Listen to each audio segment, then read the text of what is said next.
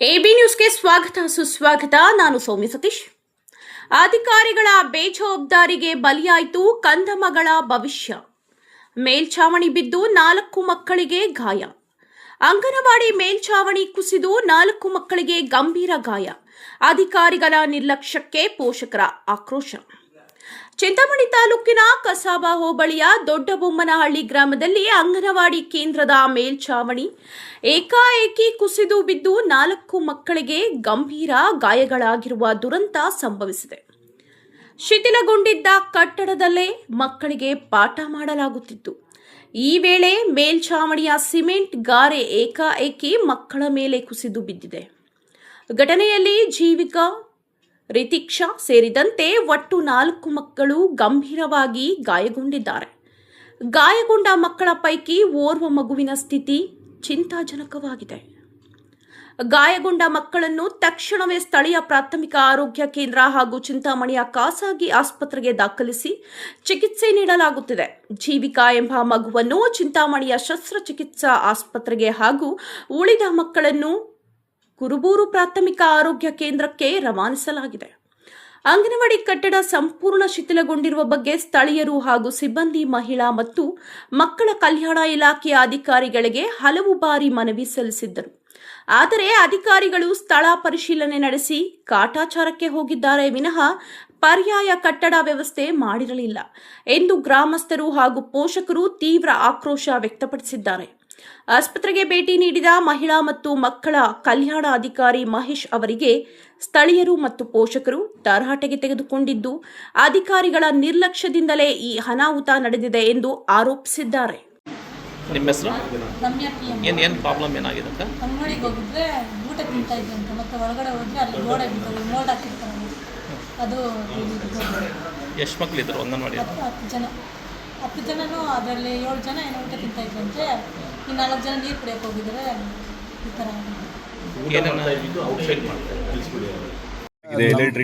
ನಾವು ಈಗ DD ಆಫೀಸಲ್ಲಿದ್ದಾಗ ನಮ್ಮ CDPO ಹಿಂಗೆ ಮಾಹಿತಿ ಕೊಟ್ಟರು. ತಕ್ಷಣ ನಾವು ಈಗ ಒಂದು ಮಗು ಏನು ಫಸ್ಟ್ನೇ ಮಗು ಏನು ಶಾನ್ವಿ ಅವರಿಗೆ ಈಗ ಏನು ಇಲ್ಲಿ ಕತ್ತತ್ರ ಗಾಯ ಆಗಿದೆ ಅಂತ ಹೇಳ್ಬಿಟ್ಟು ಇವರು ನಮಗೆ ಹಾಸ್ಪಿಟಲ್ಲಿದ್ದೀವಿ ಅಂತ ಹೇಳಿದೆ ಸರ್. ನಾವು ಅಲ್ಲಿಂದ ತಕ್ಷಣ ಬಂದ್ವಿ. ಆಮೇಲೆ ಅಲ್ಲಿ ಡಾಕ್ಟ್ರ್ ಹತ್ರ ಇವರು ಯಾವ ಹಾಸ್ಪಿಟ್ಲದು ರಾಮಪ್ಪ ಹಾಸ್ಪಿಟ್ಲಲ್ಲಿ ಚಿಕಿತ್ಸೆ ಕೊಡಿಸಿ ಆಮೇಲೆ ಅವರು ಏನು ಅಡ್ಮಿಷನ್ ಏನು ಅವಶ್ಯಕತೆ ಇಲ್ಲ ಅಂತ ಹೇಳಿದಾಗ ಇವ್ರ ಕಾರಲ್ಲೇ ಮತ್ತೆ ಇವರು ದೊಡ್ಡಬೊಮ್ಮಳ್ಳಿಗೆ ಕರ್ಕೊಂಬಂದಿದ್ರು.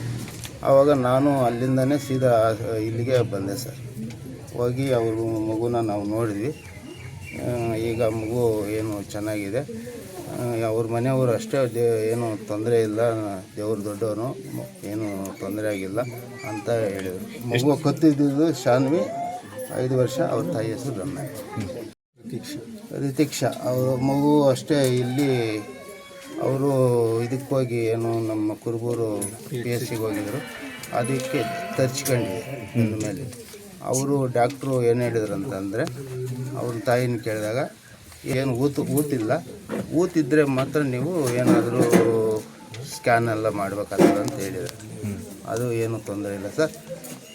ಇವಾಗ ಅವ್ರು ಮಾತಾಡಿಬಿಟ್ಟು ನಮ್ಮ ಅಂಗನವಾಡಿ ಟೀಚರ್ಗೆ ಹೇಳಿದ್ವಿ, ಫಾಲೋಅಪ್ ಮಾಡ್ತಾಯಿರಿ, ಏನಾದರೂ ಅಂದರೆ ತಕ್ಷಣ ನಮಗೆ ಮಾಹಿತಿ ಕೊಡಿ ಮತ್ತು ಇಮ್ಮಿಡಿಯೇಟ್ ಹಾಸ್ಪಿಟ್ಲಿಗೆ ತೋರಿಸೋಣ ಅಂತ ಹೇಳಿದ್ವಿ ಸರ್. ನಮ್ಮ ಅಂಗನವಾಡಿ ಟೀಚರ್ಗೂ ಹೇಳಿದ್ವಿ. ಆಮೇಲೆ ದಿವ್ಯಾ ಅಂತ ದಿಯಾ 3 ವರ್ಷ, ಅದು ಥರ ಇಲ್ಲೇನು ಇಲ್ಲ ಅಂತ ಹೇಳ್ತಾರೆ. ಬಟ್ ಇವರು ಮೊದಲೇ ಎಚ್ಚರಿಕೆ ಆಗಿದ್ರೆ ಈ ಥರ ಆಗ್ತಾ ಇಲ್ಲ ಸರ್. ಈಗ ಇಮ್ಮಿಡಿಯೇಟು ಇಲ್ಲಿ ಯಾವುದೇ ರೀತಿಯಲ್ಲಿ ಇಲ್ಲಿ ನಡ್ಸಂಗಿಲ್ಲ. ಈಗ ಇಮ್ಮಿಡಿಯೇಟ್ ಬಾಡಿಗೆ ಮನೆ, ಚೆನ್ನಾಗಿರೋ ಬಾಡಿಗೆ ಮನೆ ನೋಡಬೇಕು. ಸರ್ಕಾರದಿಂದ ಬಾಡಿಗೆ ಕೊಡ್ತೀವಿ, ನಾಳೆಯಿಂದನೇ ಅಲ್ಲಿ ನಡೆಸಬೇಕು. ಇಲ್ಲಿಂದ ಏನು ವಸ್ತುಗಳಿದಾವೆಲ್ಲ ತಗೊಂಡು ಅಲ್ಲಿ ಶಿಫ್ಟ್ ಮಾಡಿ ಇವತ್ತೇ ಇಲ್ಲಿಗೆ ಕ್ಲೋಸ್ ಮಾಡಬೇಕು ಅಂತ ಹೇಳಿದ್ವಿ ಸರ್. ಇಲ್ಲಿ ಯಾವುದೇ ಕಾರಣಕ್ಕೂ ಮಕ್ಕಳನ್ನ ಇಲ್ಲಿ ಇಟ್ಕೊಬಾರ್ದು ಅಂತ ಸೂಚನೆ ಕೊಟ್ಟಿದ್ದೀವಿ ಸರ್. ಇಲ್ಲಿ ನೋಡೋದೇ ಈಗ ನಮಗೆ ಆಯ್ತು, ಇನ್ನೂ ಹೋಗಿಲ್ಲ ಆ ಕಡೆ, ನೋಡ್ತೀವಿ. ಈಗ ಅದು ಬಂದ್ಬಿಟ್ಟು 10 ವರ್ಷಗಳಿಂದ ಕಟ್ಟಿರೋ ಬಿಲ್ಡಿಂಗ್ ಅಂತ ಗೊತ್ತಾಗ್ತದೆ. ಅದು ಆಲ್ರೆಡಿ ಕ್ರಾಕ್ಸ್ ಬಿತ್ತಿದೆ ಅಂತೆ. ಗುತ್ತಿಗೆದಾರನ ಕಳಪೆ ನಿರ್ಲಕ್ಷ್ಯಕ್ಕೆ ಇನ್ನೂ ಎಷ್ಟು ರೀತಿಯಾದ ಅಂಗನವಾಡಿ ಕಟ್ಟೆಗಳು ಈ ಥರ ಇದೆ ಸರ್? ಅಂದರೆ ಈಗ ಅಲ್ಲಿ ನೋಡಿಲ್ಲ ನಾವು, ಈಗ ನೋಡಿಕೊಂಡು ನಾನು ಅದನ್ನು ರಿಪೋರ್ಟ್ ಮಾಡ್ತೀನಿ. ನಾನು PWಗೆ ಇದನ್ನು ಉಪಯೋಗ ಯೋಗ್ಯತೆ ಇದೆಯಾ ಇಲ್ಲ ಅಂತ ನಾನು ಬರೆದು ರಿಪೋರ್ಟ್ ಆ ಥರ ಇಲ್ಲ ಅಂದರೆ ಅಲ್ಲಿ ಚೇಂಜ್ ಮಾಡ್ತೀನಿ. ತಗೊಂಡು ಅವ್ರು ಅಲ್ಲಿದ್ದಾರೆ ಹಾಸ್ಪಿಟ್ಲಲ್ಲಿ. ನಾವು ಏನು ಮಾಡಬೇಕು ಅಂತ ನಮಗೆ ಪ್ರತಿಯೊಂದು ನಮ್ಮೂರಲ್ಲಿ ಅಧಿಕಾರಿಗಳು ಬಂದು ನೋಡ್ಬೋದು, ಬೇಕಾದರೆ ಎಲ್ಲ ಕಳಪೆ ಕಾಮಗಾರಿ, ಏನು ಮಾಡಿದ್ರು ಕಳಪೆನೆ. ಈ ಥರ ಆದರೆ ಮಕ್ಕಳನ್ನ ಹೆಂಗೆ ಕಳ್ಸೋದು ಶಾಲೆಗೆ? ಅಲ್ಲ ಅದೇ ಇನ್ನು ಎಲ್ಲ ಭಯ ಆಗೋಗಿದೆ, ಮಕ್ಕಳು ಕಳ್ಸೋಂಗೆ ಇಲ್ಲ. ಈಗ ಯಾವ ಸ್ಕೂಲ್ ಬಿಲ್ಡಿಂಗ್ಗಳು ಒಂದು 15-16 ವರ್ಷ 20 ವರ್ಷದಿಂದ ಈಚೆ ಕಟ್ಟಿರೋ ಬಿಲ್ಡಿಂಗ್ಗಳೆಲ್ಲ ಅವರೇ ಕಟ್ಟೋದು, ಅವರೇ ಹೊಡೆಯೋಕೆ, ಅವರೇ ಪರ್ಮಿಷನ್ ಅಂತಾರೆ, ಅವರೇ ಹೊಡೆದಾರೆ. ಈ ಅಧಿಕಾರಿಗಳೇನು ಇದು ಮಾಡ್ತಾರೋ ನಮಗಂತೂ ಗೊತ್ತಾಗ್ತದೆ.